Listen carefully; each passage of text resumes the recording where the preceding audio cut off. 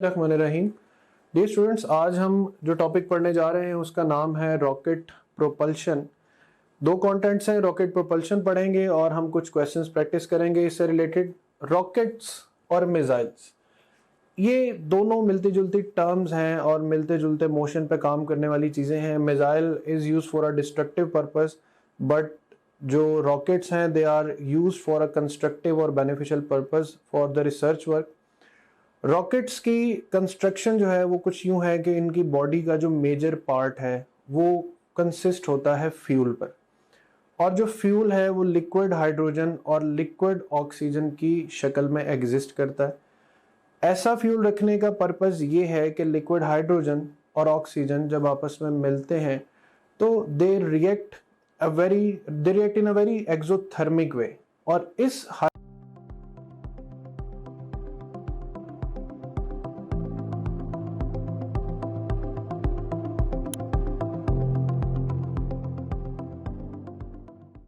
Highly exothermic reaction की वजह से जो गैसेस का इखराज है वो बहुत स्पीडीली होता है। इस स्पीडीली अखराज से law of conservation of linear momentum के तहत जैसे जैसे फ्यूल बर्न होता है वैसे वैसे रॉकेट जो है वो स्पीड गेन करता है। रॉकेट के वर्किंग प्रिंसिपल्स दो हैं। एक थर्ड लॉ ऑफ मोशन है जिसमें एक्शन और रिएक्शन इन्वॉल्व है कि एक्शन ऑफ गैसेस जो है उसके रिएक्शन में थ्रस्ट क्रिएट होता है, रॉकेट अपवर्ड लिफ्ट हासिल करता है।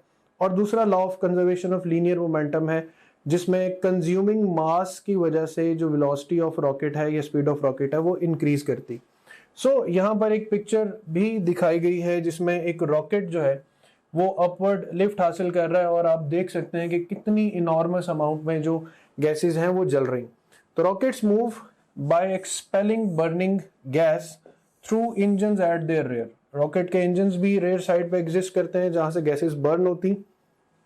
The rocket gains momentum equal to the momentum of the gases expelled from engine but in opposite direction.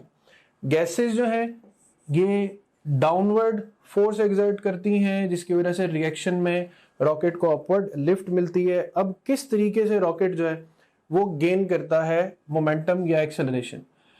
Let's say कि रॉकेट जो है इसका अपना मास m है और इस फ्यूल का जो मास है वो m है।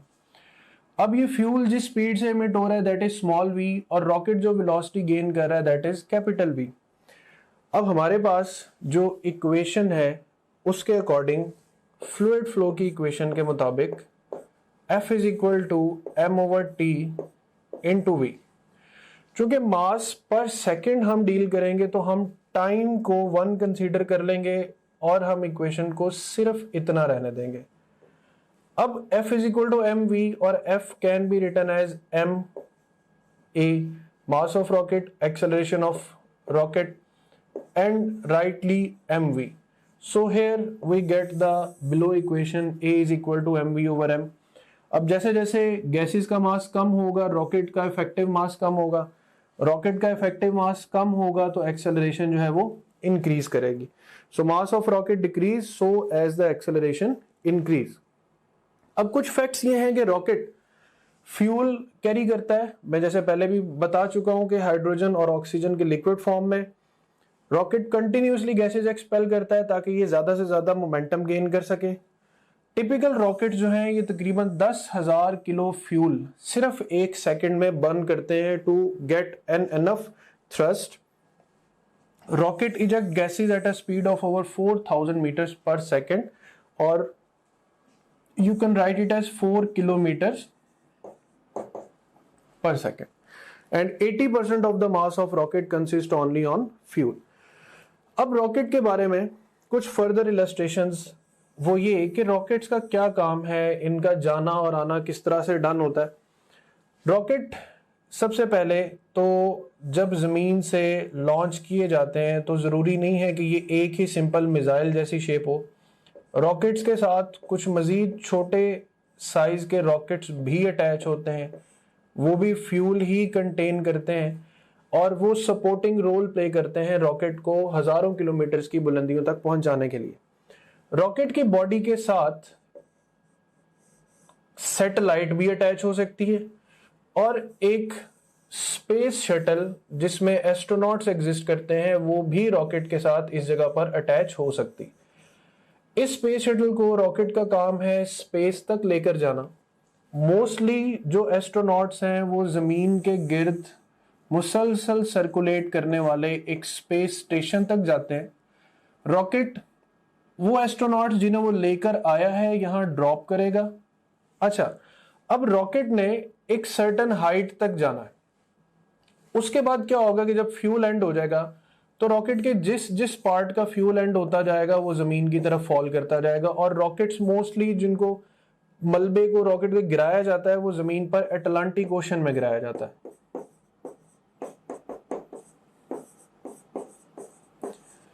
अब लास्ट पॉइंट पर जहां पे रॉकेट का मेन पार्ट भी डिटैच होकर अलग होगा, ये स्पेसशिप अलग होती है और ये अपना सफर खुद शुरू कर सकती है। ये स्पेस में ट्रेवल कर सकती है अकॉर्डिंग टू द थ्रस्ट, क्योंकि इसके पीछे इंजन लगा होता है जिसमें गैसेस बर्न होती हैं और बिल्कुल रॉकेट प्रिंसिपल की तरह ये मूव करती। स्पेस स्टेशन तक पहुंच के एस्ट्रोनॉट्स को ड्रॉप करना और फिर पहले से मौजूद एस्ट्रोनॉट्स को पिक करके वापस जमीन तक लेकर आना। अब जमीन पर ये कैसे पहुंचती है? जब तक तो स्पेस में है ये थ्रस्ट या थर्ड लॉ ऑफ मोशन के अकॉर्डिंगली फ्लाई करेगी, लेकिन एटमॉस्फेयर में आके it will just like a fly, just like a plane. So rockets का काम है या तो सैटेलाइट्स को स्पेस तक पहुंचाना या स्पेस शटल्स को, या फिर डिफरेंट रोबोट्स जो है स्पेस में काम कर रहे हैं। अब रिसेंटली ऐसी टेक्नोलॉजीज आ रही हैं कि हम रॉकेट बॉडीज को जाया नहीं करना चाहते। हम चाहते हैं कि हम ऐसी रॉकेट बॉडीज क्रिएट कर सके कि जस्ट फ्यूल कंजम्पशन के बाद रॉकेट वापस आके safe and sound state landing करे, हम उसे रिफिल करें और दोबारा उसे नए पर्पस के लिए इस्तेमाल कर सकें। अब हम डिस्कस करते हैं कुछ क्वेश्चंस को कि the speed of burning gas is 4000 meter per second और 4 kilometer per second. The concentration of fuel in the rocket is about 80%. 80% of mass of rocket is in the form of fuel. Fuel in the rocket burn at a rate of about 10,000 kilograms per second. Thank you. That's all about rocket propulsion. जैसे ही आप अपनी toplet.bk की browser app में log in होंगे, आपको ये हमारा home page नजर आएगा। इसमें ये पहला जो सेक्शन है ये आपके सब्जेक्ट से रिलेटेड मटेरियल का है। सेकंड सेक्शन जो एक्स्ट्रा सपोर्ट और गाइडेंस आपको रिक्वायर्ड है ये उसके हवाले से है। थर्ड जो सेक्शन है ये डिफरेंट की स्टैटिस्टिक्स एंड टॉपलेट की, जो कि आपका हमारे पे कॉन्फिडेंस इंक्रीज करेंगे।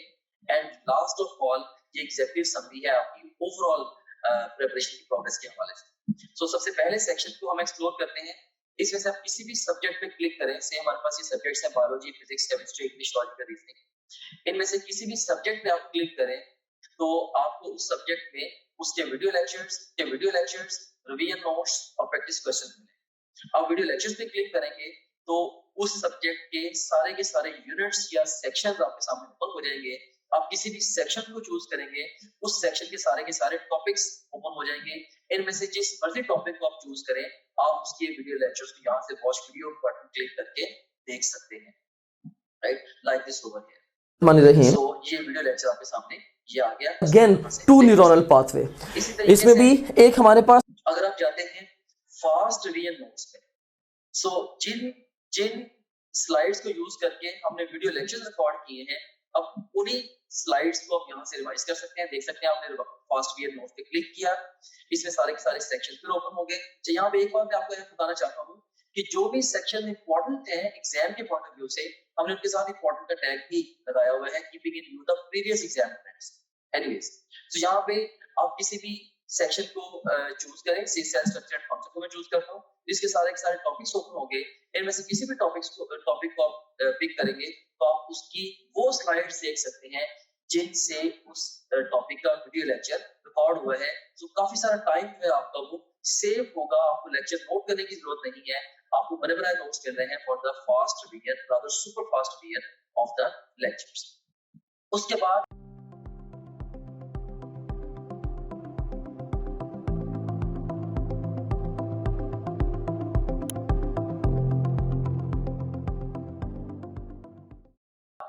जो मोस्ट इम्पोर्टेंट फीचर है या टीचिंग टूल है, that is our question bank. So अगर हम प्रैक्टिस क्वेश्चंस पे जाते हैं तो इसमें हम देखें कि आप डिफरेंट डिफरेंट तरीके से टेस्ट दे सकते हैं।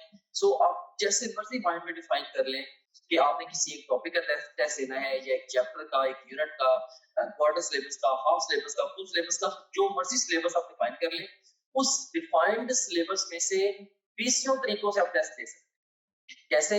जैसे जो भी सिलेबस आपके माइंड में डिफाइंड है, आप चाहें तो उस सिलेबस के हमारे पास जो अवेलेबल ऑल क्वेश्चन उनका टेस्ट दे सकते हैं, या जो आपने टॉपलेट.टीके पे आप प्रैक्टिस करते रहे हैं, तो आप चाहते हैं कि आपने दोबारा may be second third time आप टेस्ट दे रहे हैं, आप चाहते हैं कि मेरे पास सिर्फ और सिर्फ उस सिलेबस के अनसीन क्वेश्चन का टेस्ट आए, आप वो भी दे सकते हैं। इसके अलावा इनकरेक्ट क्वेश्चन के टेस्ट देते हुए जो सवाल आपके गलत हुए थे, आप उन गलत सवालों का टेस्ट अलग से क्रिएट कर सकते हैं। जैसे अगर आपने फिजिक्स के 20 टेस्ट दिए हैं, उनमें से आपका कोई मे बी आपके कोई 30 क्वेश्चन रॉन्ग हुए थे, उन 30 रॉन्ग क्वेश्चन का इकट्ठा टेस्ट भी आप क्रिएट कर सकते हैं। और इसी तरीके से जो जिन क्वेश्चन को आपने टेस्ट के दौरान बुकमार्क किया तो उनका टेस्ट कॉल कर सकते हैं, जो टेस्ट आपने अटेम्प्ट किए थे क्वेश्चन उनका टेस्ट कॉल कर सकते हैं, अनअटेम्प्टेड का, और इवन यानी कि टेस्ट देते हुए आपने जिनको अटेम्प्ट किया था और टेस्ट देते हुए जिनको आपने अटेम्प्ट नहीं किया था, ये अनसीन से डिफरेंट है। अनसीन का तो मतलब ये है कि वो टेस्ट में कभी आए ही नहीं आपके।